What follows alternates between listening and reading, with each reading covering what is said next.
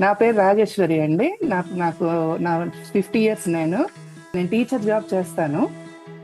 జాబ్కి వెళ్ళిపోయాను. వెళ్ళిపోయి వచ్చిన రోజున నాకెందుకో ఇట్లా లైట్ గా దగ్గు రావడము, గొంతు దగ్గర కఫం రావడము, అట్లా వచ్చేసి కొంచెం బ్లడ్ వామిట్ లాగా అయింది. నాకు నాకు అది సర్ప్రైజింగ్ అనమాట. అసలు ఏంటంటే అనుకోకుండా నేను ఇవి చూస్తుంటాను, కొంచెం యోగా కానీ అట్లాగా మీది చూసాను అనమాట. అది I have come across in WhatsApp మెసేజ్లలో, ఆ ఇన్స్టాగ్రామ్ దాంట్లో చూసి, ఓకే ఇది బాగుంది కదా, 14 days ముందు అసలు ట్రై చేసి చూద్దాము.